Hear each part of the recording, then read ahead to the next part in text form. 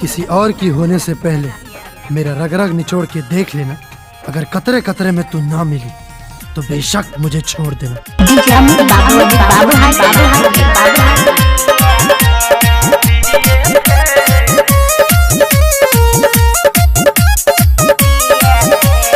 सच बतावा जब पढ़त रहू काका कुमारे में करत रहू।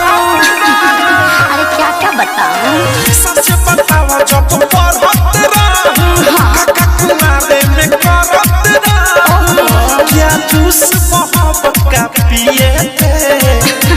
हाँ तो सुनो ना, इंटर में इश्क किए थे, बीए में थे तब दिए थे।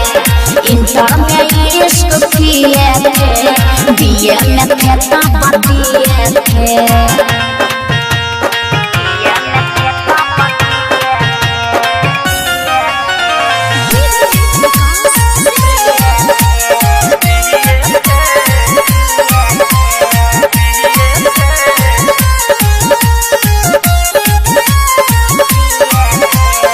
नौमा में नया गो लइका से लड़ल, मैट्रिक में अब ते वो मन पना चढ़ल। न जाने कितना ले भइल ने गलेट हो, आइए में आईनी तक कोई सेलेक्ट हो। अरे का कोई दिल के भाग गई। नौमा में नया गो लइका से लड़ल, मैट्रिक में अब ते वो मन पना चढ़ल। न जाने कितना ले भइल ने गलेट हो, आइए में आईनी तक कोई सेलेक्ट हो।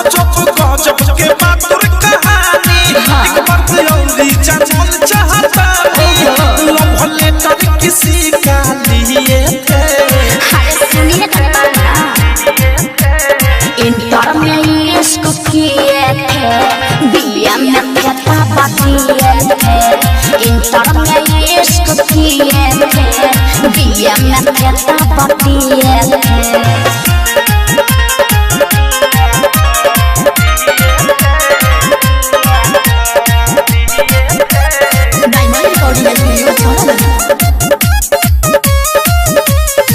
एक बार तू हो त पहले होइब प्यार हो, होइल नाराज आज सैया हमार हो।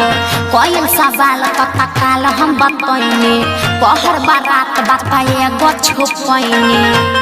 अरे बात तो कुछ और बा। एक बार तू हो त पहले होइब प्यार हो, होइल नाराज आज सैया हमार हो। कोई सवाल तो तकाल हम बतैनी, पहर बारात बात एगो छुपैनी। पूरा बतैलू कुछ रहल न से सह इससे खुश बाबे ना सुनी ते सह दिल आवत से अनुराग सिए सुनिए ना, अरे इंटर में इश्क किए थे, बीए में थे तब दिए थे। इंटर में इश्क किए थे, बीए में थे तब दिए थे। सच बतावा जब पढ़त रहू क्या जूस मोहब्बत का पिए थे? हाँ तो सुनो ना, इंटर में इश्क किए थे, बीए में थे तब दिए थे।